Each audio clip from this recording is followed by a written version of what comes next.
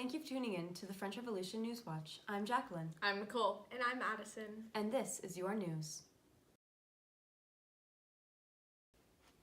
This just in.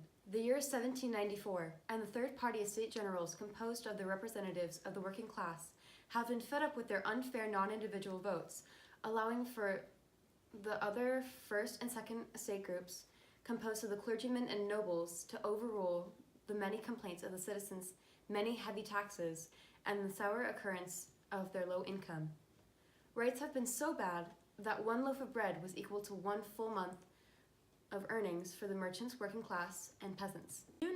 To the dismay of the kings and higher-ups, on June 17, 1789, the third-party estate group broke off from their unfair rule and developed the National Assembly, and oddly enough, a tennis court. These men, who called themselves the Jacobins, demanded that there be equality through all walks of life and power, down the higher classes. The Jacobins created the Declaration of Rights of Man and Citizen. You can often hear their cry from miles away: liberty, equality, and fraternity. Liberty, equality, fraternity.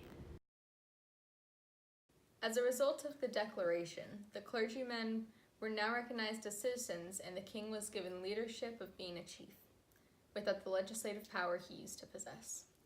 The implementations of the levée de masse was caused by the power-hungry and unfit to rule king, causing billions of dollars in debt from the many failed revolutionary wars the people had gone through, and as a result, the convention was formed, denouncing the rule of the monarch and attempting to proclaim France as a republic.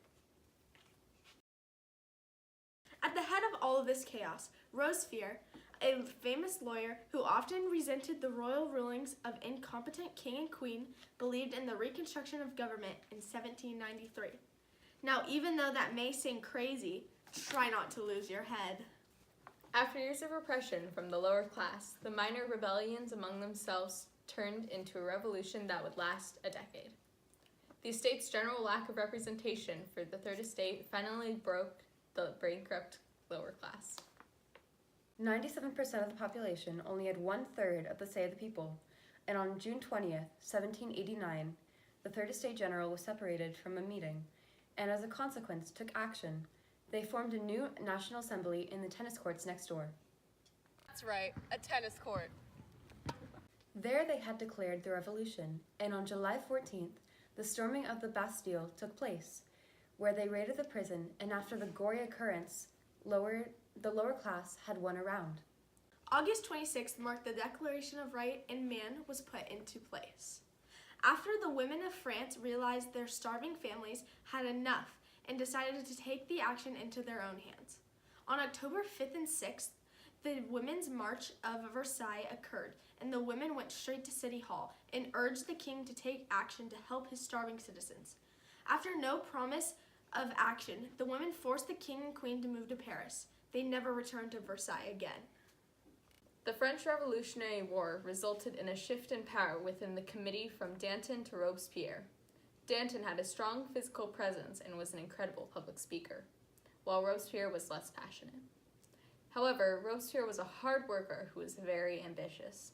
He blindly believed in the work of Rousseau, who argued that men are all good at heart and are corrupted by society. It was these beliefs that caused him to continue the terror even when it was no longer necessary. In 1794, the armies of the French were successful against their enemies, which meant that the terror was no longer necessary. But Robespierre continued the terror because he wanted to purge France of everyone who was corrupt.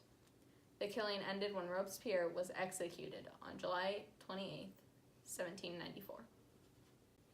After the death, Napoleon came into rule and made peace with the Roman Catholic Church and brought political stability to a land torn by revolution and war. The death and destruction, along with the reversals implemented to the Civil Code, the reforms made by Napoleon that took away the ideas of the National Assembly, including censoring speech of the newspapers. It unified and increased the power of the national state.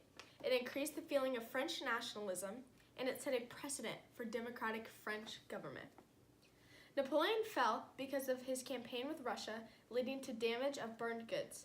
This failure attracted an armada of many armies, so Napoleon gave up the throne. Thank you for watching. This has been Revolution Watch. Cool! These are your revolutionary puns of the week. What was the most popular game in the revolution? Head over heels.